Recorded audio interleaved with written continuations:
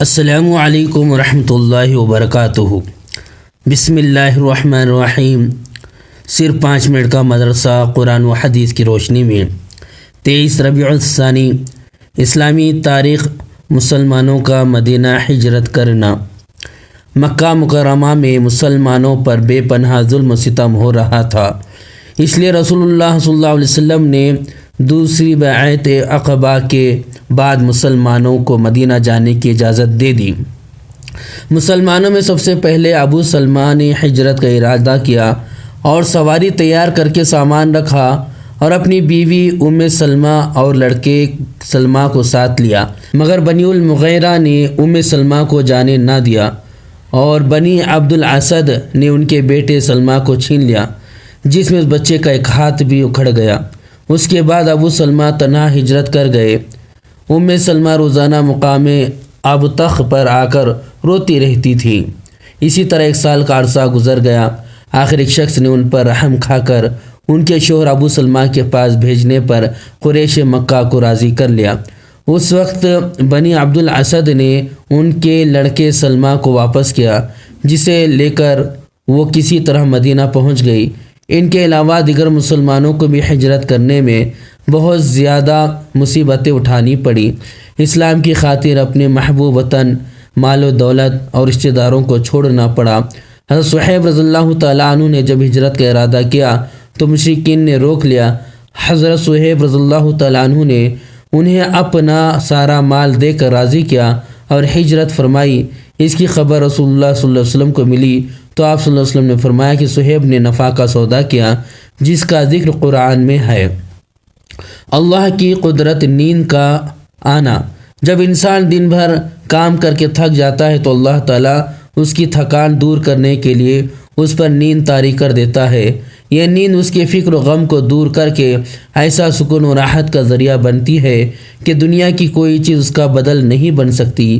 پھر اللہ تعالیٰ نے یہ نعمت امیر و غریب، عالم و جاہل، بادشاہ و فقیر ہر ایک کو ایک ساتھ عطا فرما رکھی ہے اور اس کے لیے راحت کا وقت متعین کر دیا ہے۔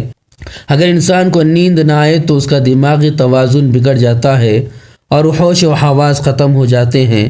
لوگوں کے لیے رات کا وقت متعین کرنا اور ایک ساتھ نیند کا غلبہ آنا بڑی قدرت ہے۔ ایک فرض کے بارے میں مانگی ہوئی چیز کو لوٹانا۔ رسول اللہ صلی اللہ علیہ وسلم نے فرمایا، واپسی کی شرط پر مانگی ہوئی چیز کو واپس کیا جائے گا۔ اگر کسی شخص نے کوئی سامان کہہ کر مانگا کہ واپس کر دوں گا تو اس کو مقررہ وقت پر لوٹانا واجب ہے، اس کو اپنے پاس رکھ لینا اور بہانہ بنانا جائز نہیں۔ ایک سنت کے بارے میں 3 انگلیوں سے کھانا۔ حضرت کعب بن مالک رضی اللہ تعالیٰ عنہ فرماتے ہیں، رسول اللہ صلی اللہ علیہ وسلم 3 انگلیوں سے کھاتے تھے اور جب کھانے سے فارغ ہو جاتے تو انگلیاں چاٹ لیتے تھے۔ نوٹ: کھانے کے بعد انگلیوں کا چاٹنا سنت ہے، لیکن اس طرح نہیں چاٹنا چاہیے کہ دیکھنے والے کو ناگوار ہو۔ ایک اہم عمل کی فضیلت اچھا کام کرنے کا بدلہ۔ رسول اللہ صلی اللہ علیہ وسلم نے فرمایا، مومن کو مرنے کے بعد جس عمل اور بھلائی کا بدلہ ملے گا اس کا وہ علم ہے جس کو سیکھا اور دوسروں کو پہنچایا، پھر نیک اولاد چھوڑ کر گیا، یا کسی کتاب کا وارث بنا دیا، یا کوئی مسجد بنا دیا، یا مسافر خانہ بنا دیا، یا نہر جاری کرا دی، یا اپنی صحت اور زندگی میں اپنے مال میں سے صدقہ و خیرات کیا، تو اس کو مرنے کے بعد ان کاموں کا اجر و ثواب ملتا رہے گا۔ ایک گناہ کے بارے میں دکھاوے کے لیے کپڑا پہننا۔ رسول اللہ صلی اللہ علیہ وسلم نے فرمایا، جو شخص شہرت کے لیے دنیا میں کپڑا پہنے گا، اللہ تعالیٰ اس کو قیامت کے دن رسوائی کا کپڑا پہنائے گا اور پھر اس میں آگ بھڑکائے گا۔ دنیا کے بارے میں دنیا کھول دی جائے گی۔ رسول اللہ صلی اللہ علیہ وسلم نے فرمایا، ان قریب دنیا کی دولت تم پر کھول دی جائے گی، یہاں تک کہ تم اپنے گھروں کو اس طرح بناؤ سنگار کرو گے جیسے کعبہ شریف کو سنوارا جاتا ہے۔ آخرت کے بارے میں اہل جنت کی شراب اور پیالے۔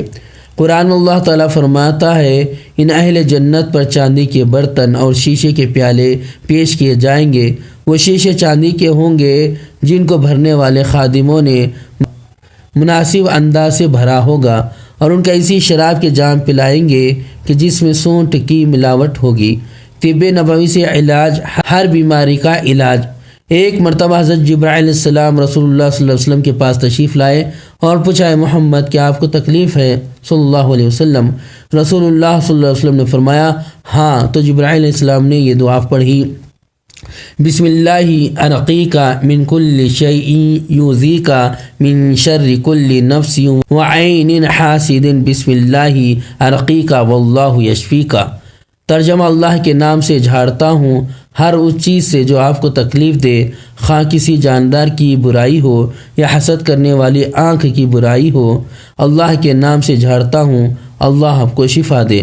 قرآن کی نصیحت۔ قرآن اللہ تعالیٰ فرماتا ہے، یہ بتائے ہوئے احکام ہی میرا سیدھا راستہ ہے، تم اسی پر چلو اور دوسرے غلط راستے پر مت چلو، ورنہ وہ راستے تم کو راہ خدا سے ہٹا دیں گے۔ اللہ تعالیٰ اس بات کا تم کو تاکید کے ساتھ حکم دیتا ہے تاکہ تم ٹیڑھے راستے سے بچ سکو۔